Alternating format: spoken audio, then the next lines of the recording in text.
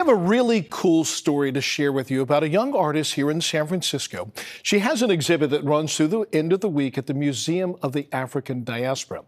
Her name is Mary Graham, and she's a painter and has created a series of portraits examining the issues of beauty and skin color within the African American community. Her work also explores a complicated and painful history of self-discrimination.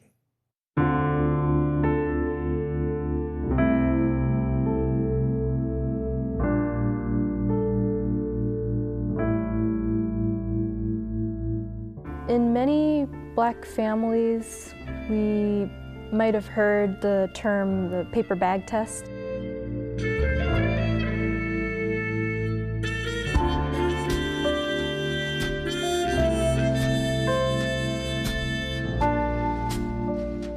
The form of the bag is undeniable on the canvas, and it's like, it almost screams. It's like, this is a paper bag, it's a paper bag.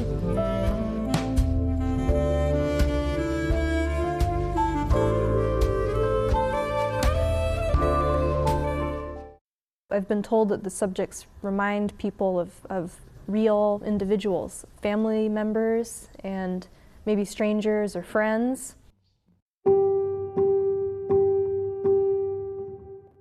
The portraits are the work of artist Mary Graham and challenge our notions of what and who and what color and hue are beautiful.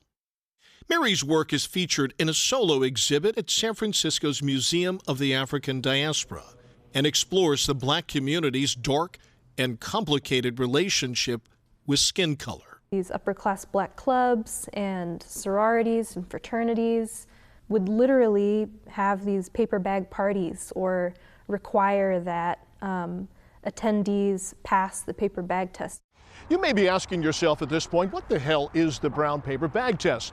It's a practice in the Black community that is largely outdated and mostly in disuse at this point, in which we judged ourselves based on skin color, light versus dark.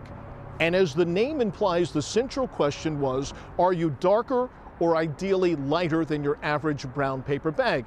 Passed the test and you got into the party, were welcomed into circles of friends, or granted access to social networks and educational and employment opportunities. Colorism exists because racism exists, and we have not gotten rid of racism. Margaret Hunter is a professor of sociology at Santa Clara University. She says the brown paper bag test is rooted in racism. In our country's shameful history of slavery and discrimination, the strange fruit of that blood-soaked tree. It's hard to be honest about the kind of advantages that you might have if you're light-skinned, and to own that, and also think about the ways in which those advantages minimize others.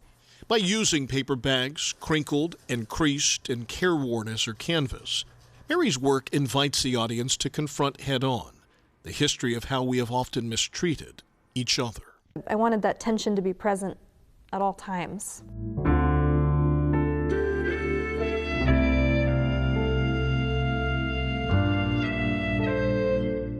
And despite how lifelike they might look, Mary says by design, she didn't paint portraits of real-life people. I would pull different facial features together and I would create these collages. And I would use those as reference material to make these fictional portraits. Her goal was to interrogate the brown paper bag test, she says, not to replicate it. It didn't feel right to paint a real person on the paper bag because the history is so fraught. Like the best art, the portraits hold up a mirror to society, in which we may find both beauty and the ugly truth of how all too often we mistreat each other.